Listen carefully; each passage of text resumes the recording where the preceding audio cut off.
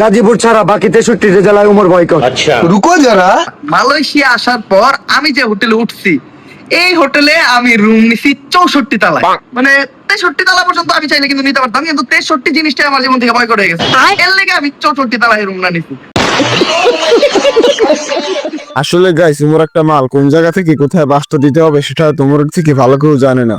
এক কথায় বলতে পারো Omran fire is legend. Hey guys আসসালামু আলাইকুম, কেমন আছো তোমরা? আশা করি সবাই ভালো আছো। তো বেশি কথা না বলে ডিরেক্ট পয়েন্টে আসি।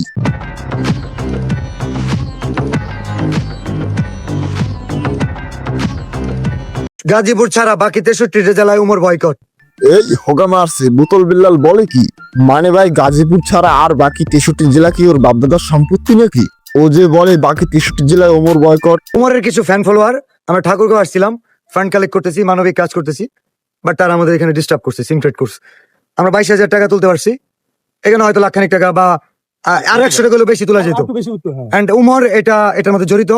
হয়তো ঠাকুরগাঁও আসছে, পোস্ট দেখছে, তার কিছু ফ্যান ফলোয়ারকে বলছে যে বিলাল ভাই যাচ্ছে অথবা যাবে, ডিস্টার্ব করো যাতে কাজ না করতে পারে।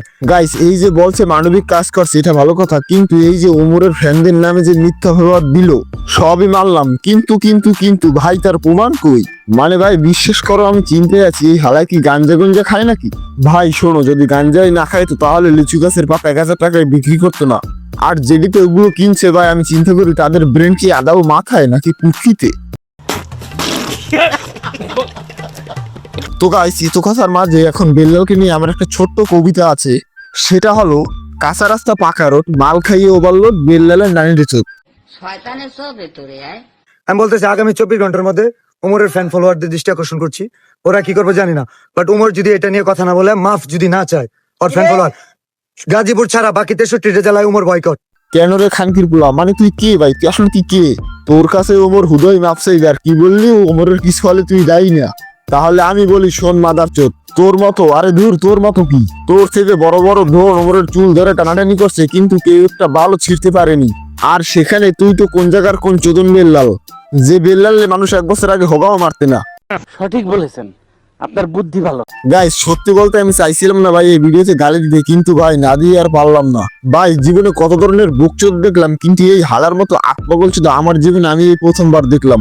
ওনা কি আবার অনুপ্রেরণা, ও আমার সাউ হালার গাঞ্জাখোর কোথাকার। ভাই এই হালায় ফেসবুকে টাকার লোভ দেখাইয়া পুরো জেনারেশনটারে চুদ্দি দিছে।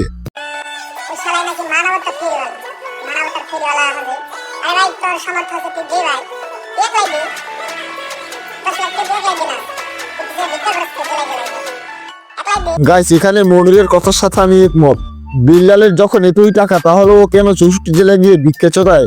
মানুষকে টাকাও একলাই দেখ। গাইস সত্যি বলতে কিছুদিন পর অনলাইন প্ল্যাটফর্মে বিল্লাল নামটাই আর থাকবে না। Just wait and see guys.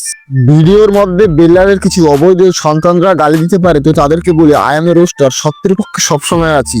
অযথা কিছু না বুঝে কুত্তর মতো ঘেউ ঘেউ চোদাবেন না। ধন্যবাদ। তো গাইস এই ছিল আজকের ভিডিওটি ভালো লাগলে চ্যানেলটি সাবস্ক্রাইব করে দিও। Bye bye.